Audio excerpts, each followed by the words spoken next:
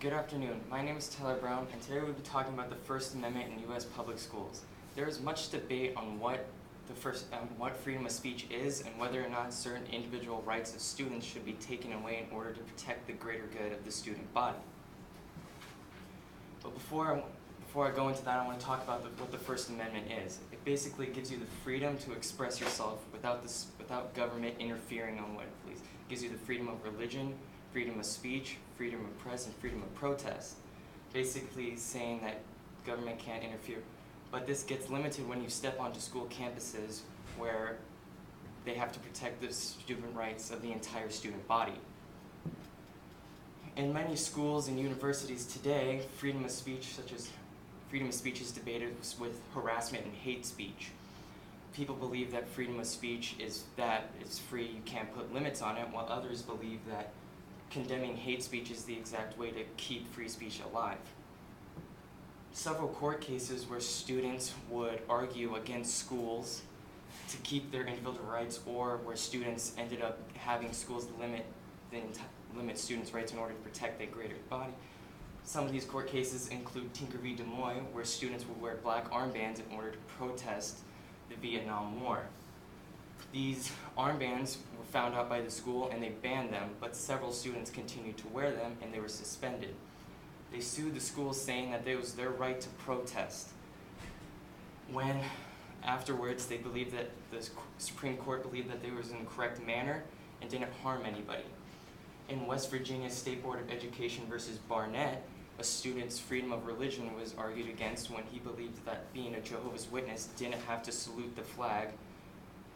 And he believed that being the school didn't allow this, he believed that his freedom of religion was infringed on.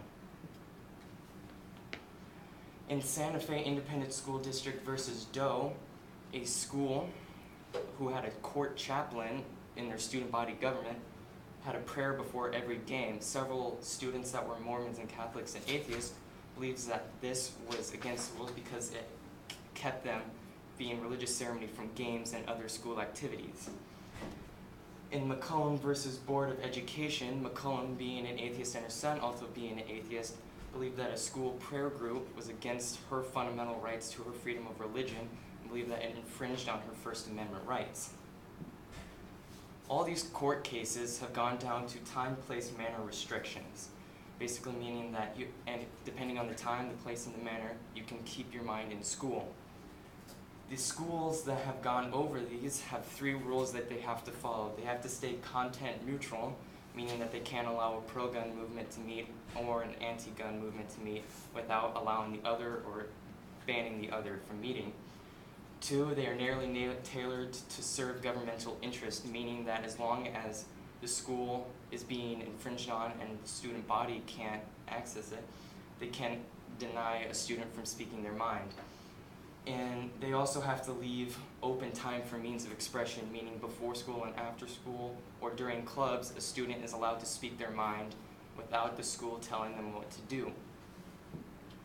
These time, place, manner restrictions have so far quelled the debate in schools while also allowing students to help fight for their rights, while allowing schools to keep students safe by limiting their First Amendment rights. Thank you. What questions do you have?